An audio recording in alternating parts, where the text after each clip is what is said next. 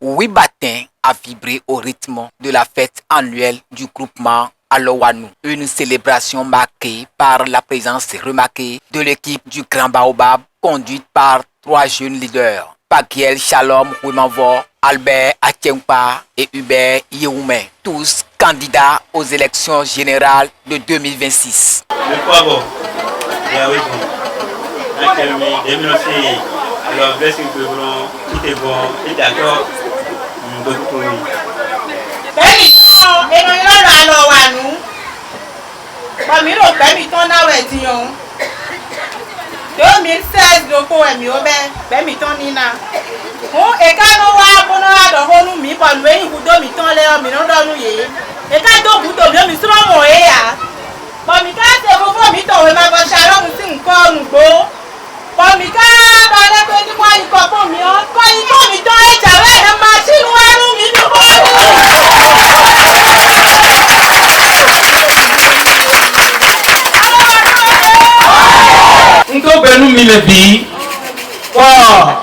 Non de famille miton alors annoncer betale non de famille miton yi Gino demi oui famille non de famille miton yi comme miton de soir nous y c'est puis oui matin a janga le ko ro mi no yi un po budo no mo yo nu jele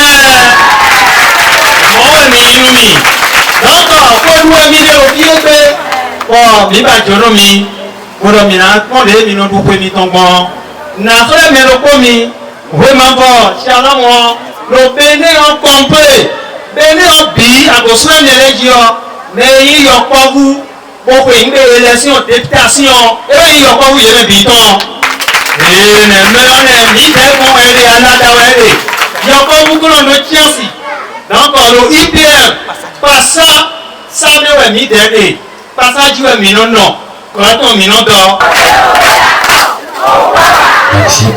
Accueillis dans une ambiance conviviale, faite de chaleur humaine et de liesse populaire, la délégation a bénéficié de toutes les attentions dues à des invités de marque. Un accueil qui n'a pas laissé le chef de la délégation indifférent. Très satisfait, il a clairement affiché sa position en vue des prochaines échéances électorales, sollicitant d'ores et déjà l'accompagnement du groupement Alowanou tout en réaffirmant avec émotion son attachement constant à cette communauté. Pasalo Melopia. Oui, on passe à ton là. Et on est enchaîné. Oh. Est-ce que dans les personnes, il y a des sortes de questions? Vimiton, non vimiton, et ouais, shalom vraiment bon. Bon, qu'on domine, bon, on va filer, bon, on mommy. Et ne somi si non, ne yane. Somi kawa, on donne à mommy. On a dormi là. Moi, nous passons dit, on passe somi le liste dit, on nous élection hier. On a élection nanti au filet, on donne à wamiton. Mina Podenumi. Amen. Do nous nous bao ma ou nota tete nous mi no ku tete passa na ko ba on denwa dion on don don mi no so mi jawe o eyin de men le ton kede ya do so mi bon we ma we na zenu mi mais risi so mi on et on a bleu 11 janvier. Demain nous l'étons et les valeurs en bleu 11 janvier. 1 million et c'est vraiment oui. Mais mal tamé debout. Mais nazi passaro mérite on dit. Bon nazi passa dans législatif on dit. Demain nous on dit. Ami moi. Moi mi en bleu. Mi en bleu moi. Moi il donne des ronds domaine.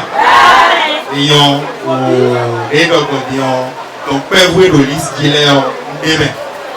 Bon, on a mina quelqu'un m'a le pero comme tocan Sisi Jeka Patrice Talon, mais les pères au Bonitoma de côté.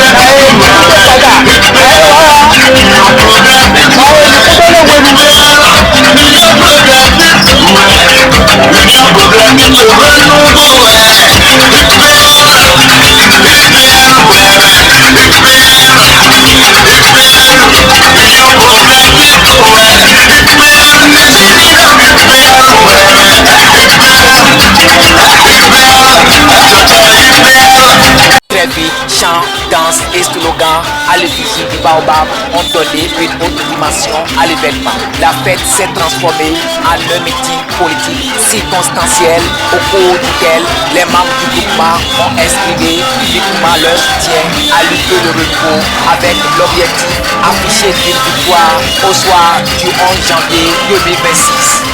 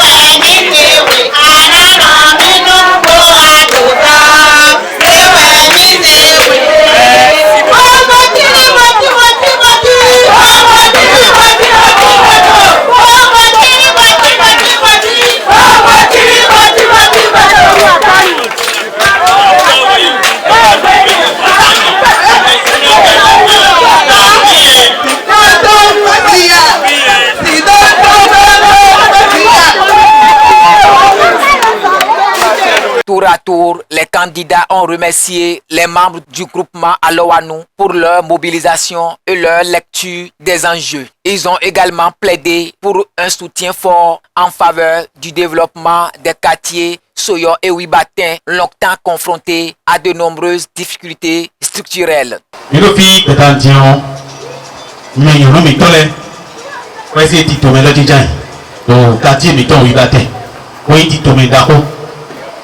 Donc nous mino na chen minilion lini dadwe o petana inuko o minano kutura ino na chikutura minano kutura totongo ora hekami sien de mignon te la ko do mo me de ko le yo do mo yo apasaji o midi apasaji o midi pasa pi apasa ka yo fi faron wa ni donc som ye jawe ti yo exopo tikilia mali me dio mi na somi Brazil mais à ce moment puis comme non votiri koto so et pp wi ba teto ko ero lisoji boro somi yiwe o communal e jawe ti on do lisoji boro yiwe donc no kokoche no chele ro gidi je pere pe hun ni be pasa teme pasa ni ko ba nu koko mi ton no vi mi ton sala bo ma vo tero la me no e bokaya tan sabi jiji sabi jiji we kleton fi ai na ton fi ni mama fo me ton no jide e do e na fi go mi no kleton jia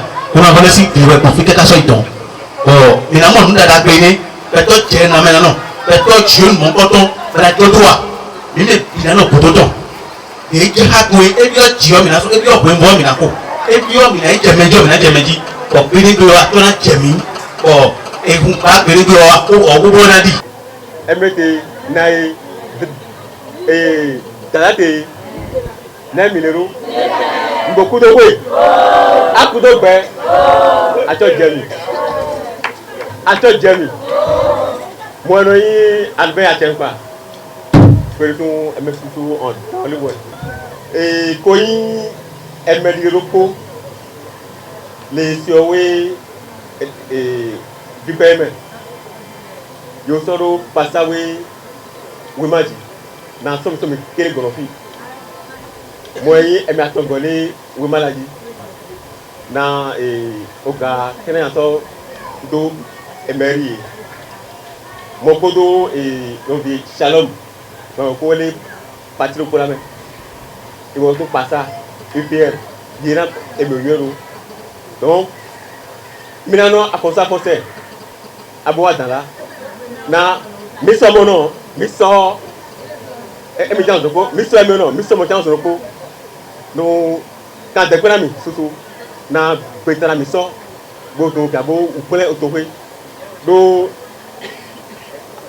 au pays, sous, il y a pardon, problème du blanc. Mais ça, mais assistant, mais ça, elle est me connaît bien. Elle est me au grand pot. Na mi aso me join, elle me té beju, elle me té na gungun, do ta na tome. Au grand pot. Mi aso me lay. Mba kure, onu na mi. Agbe do tome. Agbe me no biai. Be ko ke su ko bolo ni bole, na ka te ko nai. Je cha ko de je pere je ko pere ya don Yorobia. Mba pe kan do kan. Dans un climat empreint de satisfaction générale, les trois candidats ont tenu à insister sur un message central, le maintien de la paix, condition essentielle à tout progrès durable. Je suis très content pour que les femmes soient unies pour nous accompagner dans beaucoup de choses. Mes impressions sont très bonnes, d'autant plus que c'est du quotidien ici. Chaque élection chez nous ici est une fête.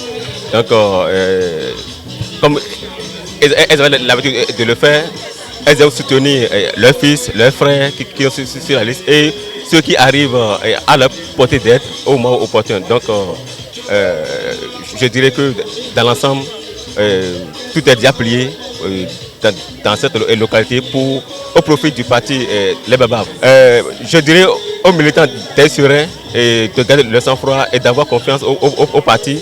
Parce que le Babab est le parti de l'avenir, est le parti de la prospérité, partagé comme d'habitude. Donc, je leur demanderai aussi de nous faire confiance et d'avoir confiance à la jeunesse, parce que tout part de la jeunesse pour son développement. Donc, d'être serein, en tout cas, d'avoir la foi en nous et de nous confier et de nous envoyer et à le représenter où que ça sera. Alors je dirais que je suis très content, je suis animé par un sentiment de joie.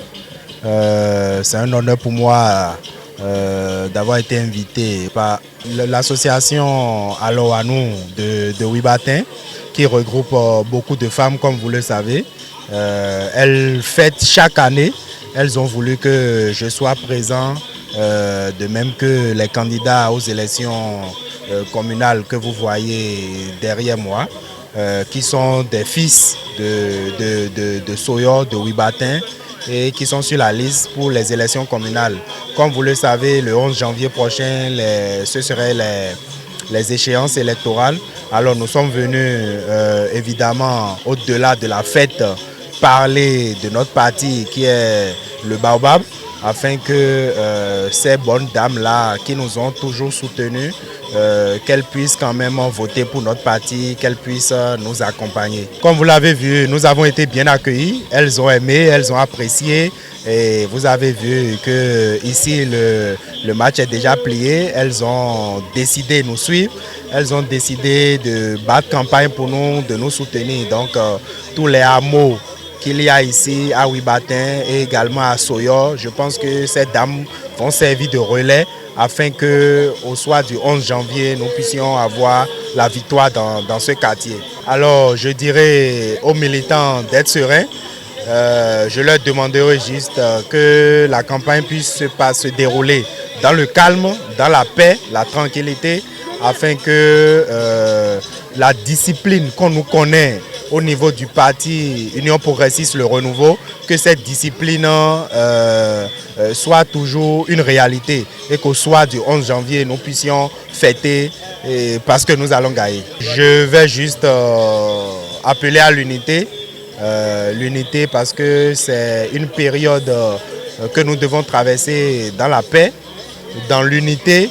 Nous devons travailler main dans la main. Donc j'exhorte mes frères et sœurs de Ouibatin à se joindre à ce mouvement-là qui se met en place et qui veut déjà que nous puissions travailler dans l'unité et la paix pour qu'au soir du 11 janvier, on puisse reconnaître que nous avons travaillé dans la paix, la tranquillité et que nous avons eu la victoire. Engagé désormais aux côtés de l'UPR Le Renouveau, le groupement Aloanou affiche clairement son choix. Le rendez-vous est donc pris pour le 11 janvier 2026 avec l'espoir d'une célébration annoncée de la victoire du Grand Baobab dans la 5e circonscription électorale.